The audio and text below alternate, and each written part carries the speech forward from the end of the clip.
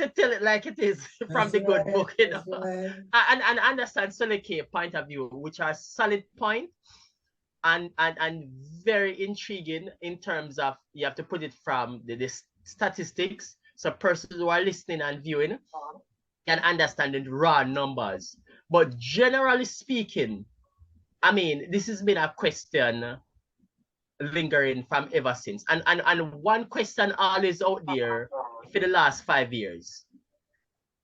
There are more girls in the university versus boys. 80-20 the ratio is. Right. That is a fact. 80-20. Right, right. And by that number alone, you could just draw from that alone and say, here what? Society and a whole are failing the men.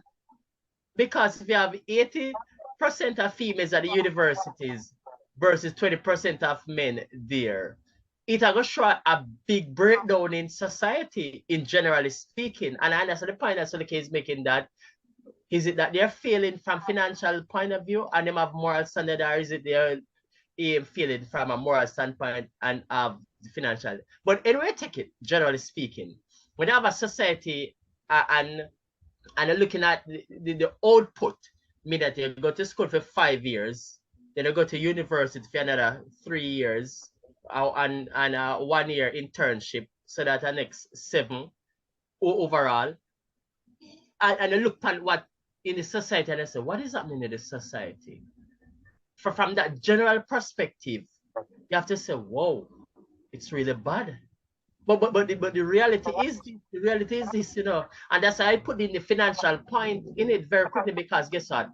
Despite of an 80-20 in the university in favor of the females, at the end of the day, you still have the male still have to support the female, because men generally get more pay than female, and females still complaining that they want equal pay. And even when them get equal pay, yet still there's a problem. Yes. there's a problem. Understand. So that's what I'm saying. We're going to have to pause it there and take a quick break. Yes.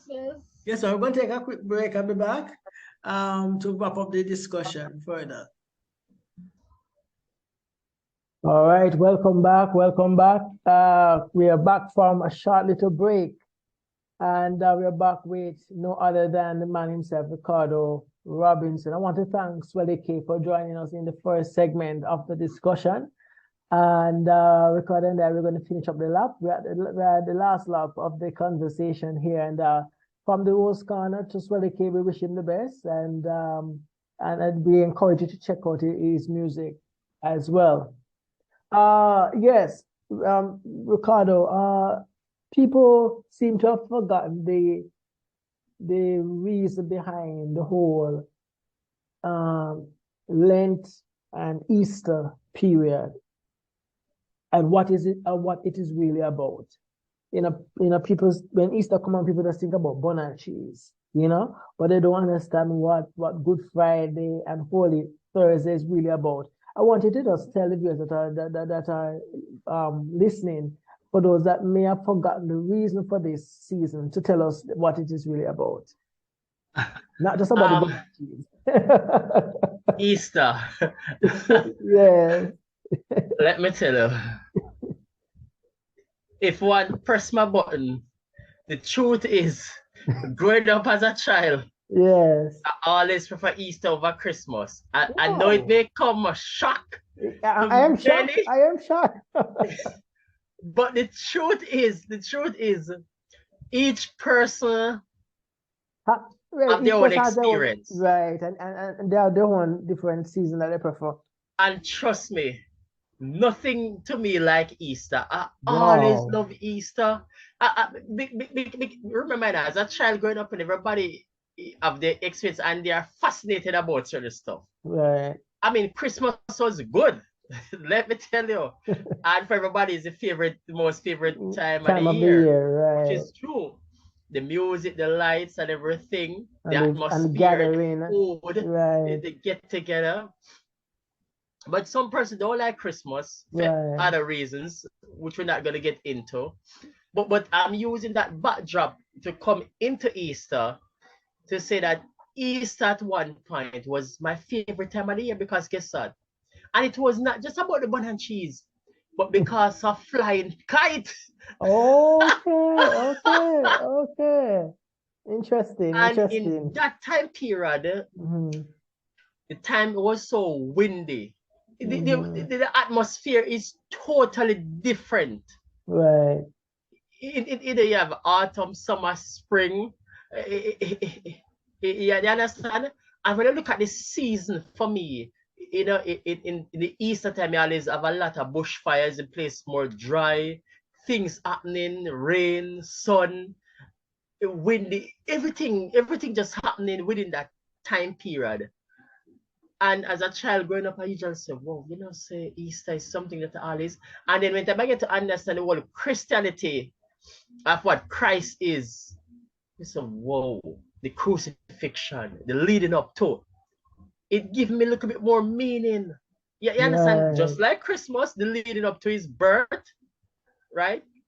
But there was so much more for me with Easter because it's like they see the action itself, you know, coming into play, you know, is healing, preaching, deliver, save, provide. And yet still, at that crucial moment, the king asks the crowd, "Who do you want? Jesus or Barabbas?" Yes, And the yes. crowd would cry out, "Give us Barabbas!" And Yeah, away with Jesus. yeah. And to give that backdrop, I'm simply saying that Easter is very significant. And it's not about the bun and cheese.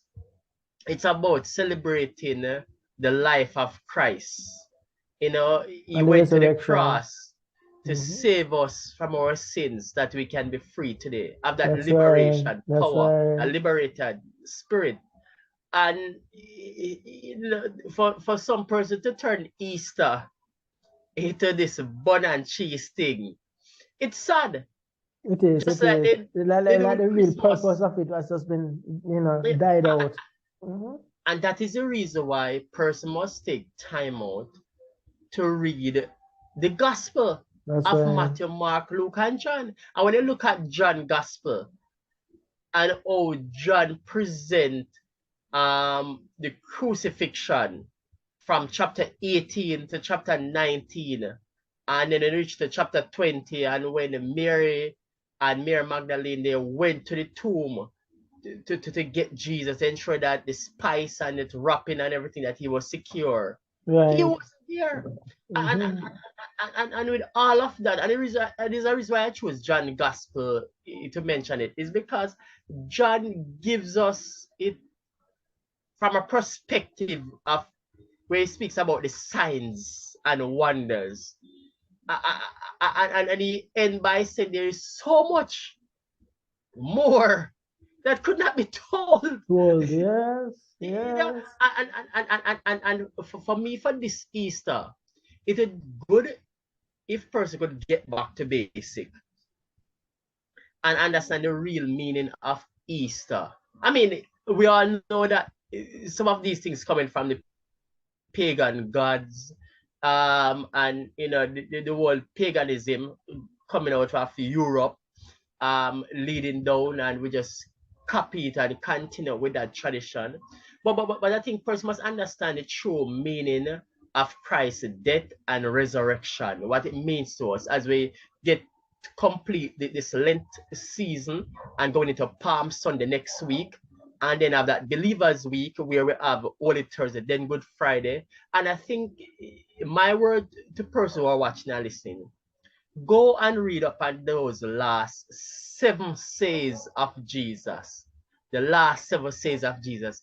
And then for each of those 7 sayings, you'll get a better understanding and appreciation of what Easter is really is. All right. Perfect way to put it, Mr. Robinson. Perfect Yes. way. Yes, and I'm sure you'll be sharing your message in the Senate soon. There's many more could be said, but in a nutshell, I mean, it is Easter, it's Lent, That's right. Palm Sunday. No, what I best say to just look up at the last 7 sayings of Jesus. That's You right. know, need more than that. Amen, my brother. Amen. Let's switch to a very controversial topic that some people like to say it is politics itself. The politics of the day. I'm not sure if Yeah. you saw the one of the last poll that was done. It said which of the two main parties would you more inclined to vote for if an election was called? 28.1% said the PNP, and 27.9% said the JLP. 25% said none of the above, and 19% have not decided. I see that the opposition party has been making a big deal of this, that they are now ahead. But if you look at the margins, they're really not ahead. It's a dead heat. People call it a dead heat. 28.1 to 27.9. If you run off 27.9, it is 20. You can say they are tied, you know? So PNP saying that they are gaining upon the Jamaican Labour Party because the Labour Party is failing the expectation of the Jamaican people. There's a third party. I'm not sure if persons know about the third party, the United Independence Congress. They are saying that the 25% that would not vote for neither of the two main parties are going to swing in their favor. The question is, Ricardo, do you think a third party has a chance in this country in the next general election? To tell you the truth, before you respond, 19% said that they were undecided. So between now and election, they don't know where those 19% of persons are going to go. Chris, when you look at these poll results, yeah, 28.1% in the favor of the PNP and 27.9% for the JLP. No, that is a dead heat. The last time I see something this close was in England. The last election that kept in England, there was a dead heat going in. And if you know that you have 25% of them not voting, that is the key here. 25% not voting. Now, if you look at that 25% and split the 25% in half, you ask yourself the question, out of that 25%, 12.5%, how much of that 12.5% will be young people? Because for sure, the other 12% will have above 35 and up. Right, persons in that age group, demographic. And those persons will be voting. But the remaining 12%, that is young people. The question is this, who will be able to get those support? For one, for sure, when I was growing up, you always have the young people following the Jamaica Labour Party, for sure. That's right. And you know what the older persons are always saying? Them young but no stop.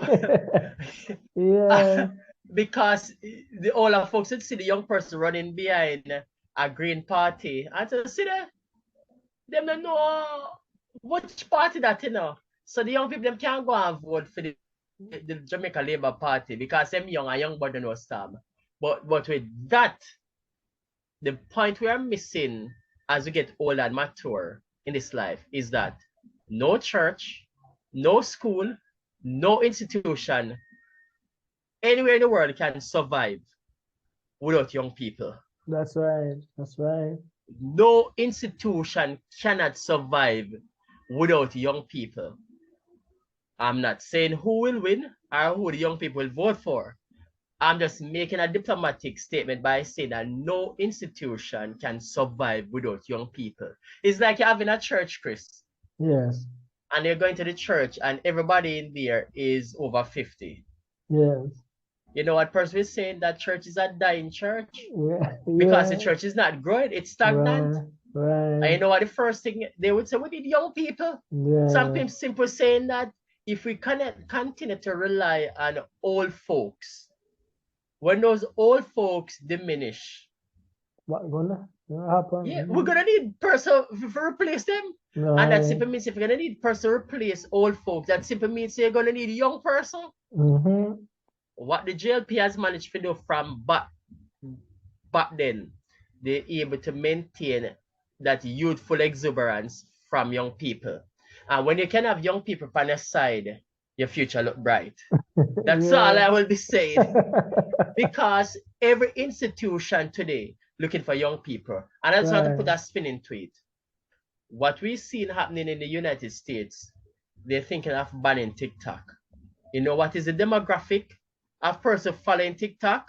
The young. 80% of the demographic of the young people between 0 to 25 is on TikTok. You know what I tell us? If the Democratic Party want to win the next election, them can't afford to ban TikTok. Because all of the college educated the electoral delegates is those persons. Yeah, that's right. The college educated voters, right? Yes. So in essence, if you remove the young people, you're going down a slippery slope. But I think the UK placed a ban recently on TikTok. Is that right? I think I saw it in the parliament. So they banned TikTok in the United Kingdom, something like that.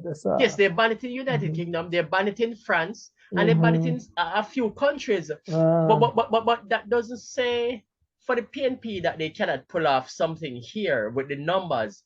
What it does, this number gives us hope.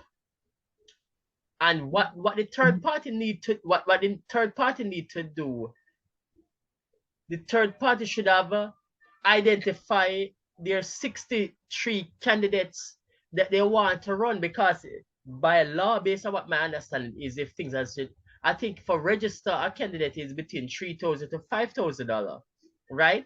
And if you can find 63 person and they pay their dues as $3,000, right? And you know it's gonna come down if you're gonna use a share or you're gonna use a manly. But no, I guess when time the new currency come out, you're gonna have 2 person per one currency. So I guess I don't know who we're gonna choose. We pay with fees. I didn't have to just drop that in.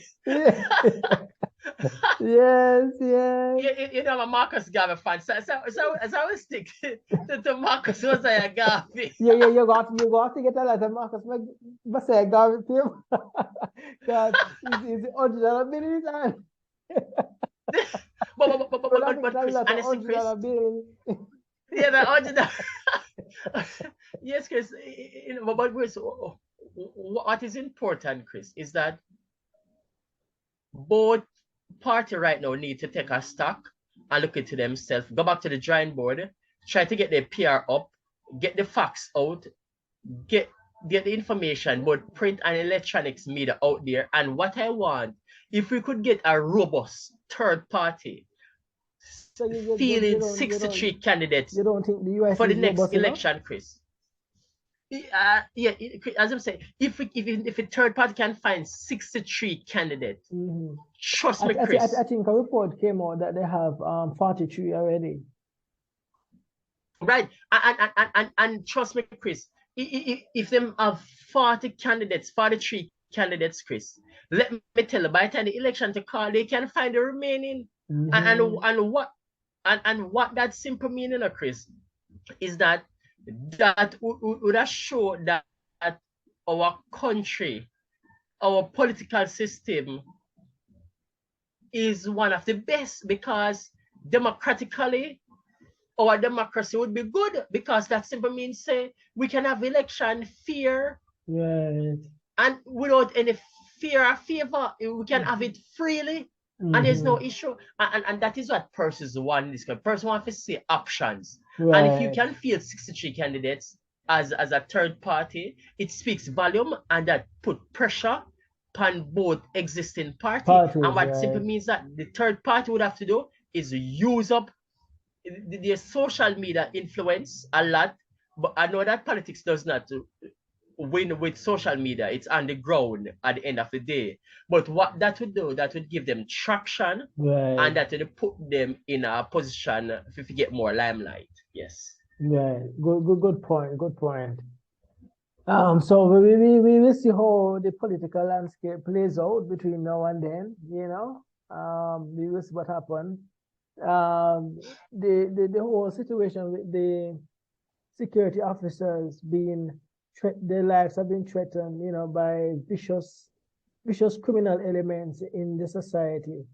Then we know one asks a question, what more need to be put in place, you know, so that these security officers that go out to do their duties will be able to do it without fear. What you have to say on that matter? Because it has been 2 incidents now, and people are surprised it happened in our places of Portmore, you know? Portmore, where people Chris, thought is a safe place to do business, to live, work, and raise their families. Chris, let me tell you, Chris. It shows that nowhere is safe. Yes, definitely. And I must say condolence to the family, to the officer that got wounded.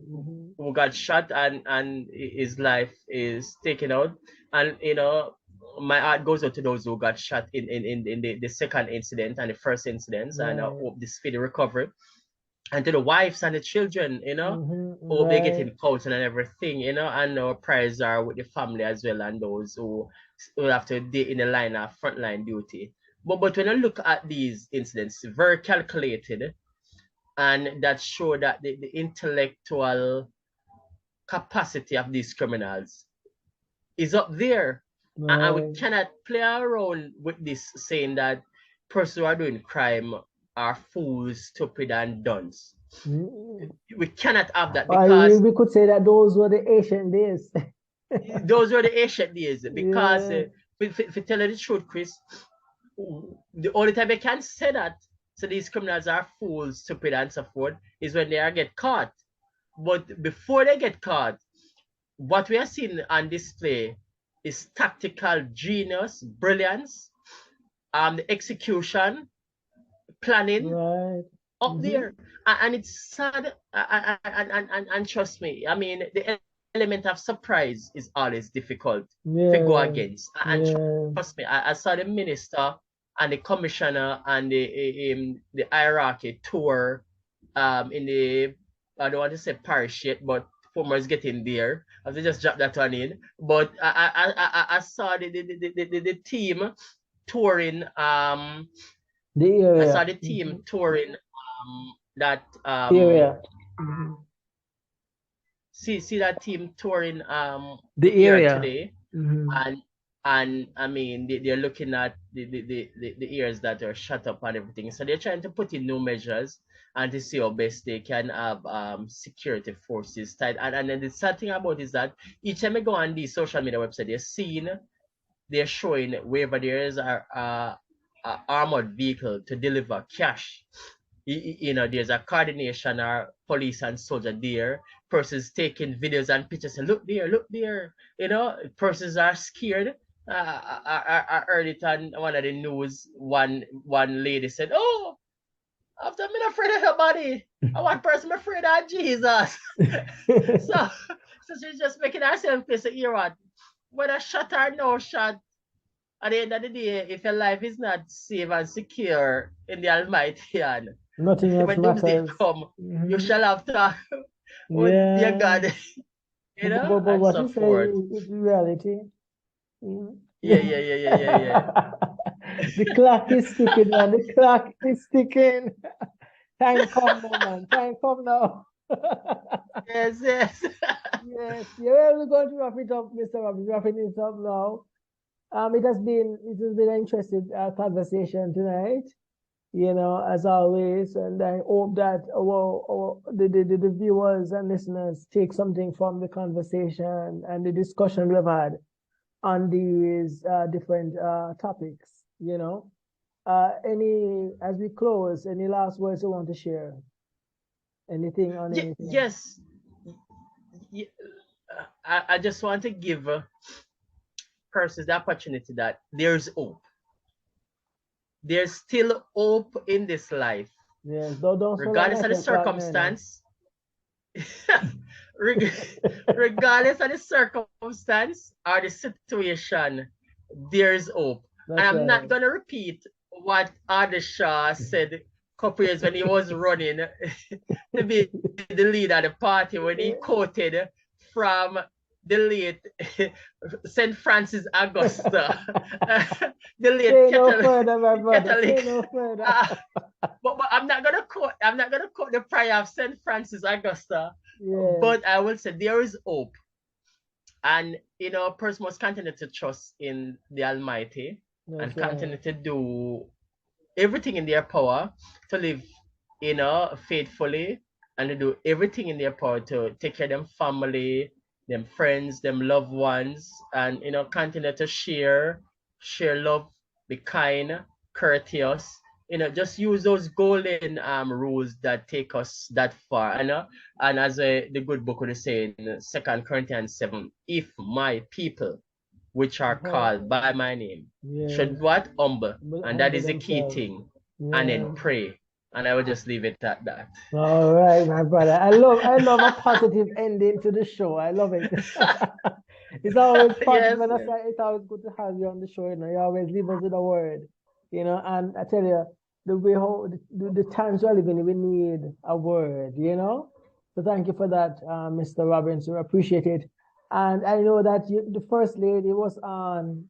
The two first ladies were on in December with us.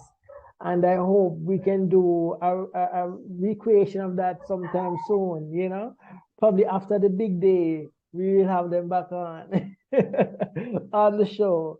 So, yes, so you tell Yes, you yes. tell First Lady Robinson how As this a coming in as a new man. Yes, yes, yes. That's right. That's right. Yeah. And so that's why I want both of you on after that time. So you guys can come and share Yes, with yes. us. Or yes, yes. Yes, yes, yes. Yes, man. So thank you so much for coming on, Mr. Robinson. It's been a pleasure. I want to thank all those that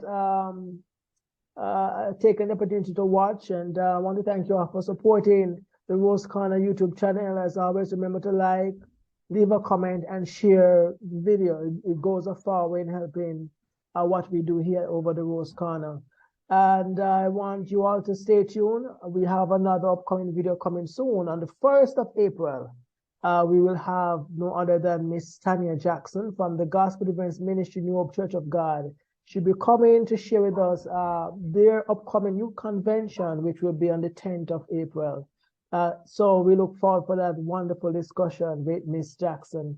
Until then, remember to like, share, and subscribe to the Rose Corner. It's been a pleasure. Good night, everyone. Good night.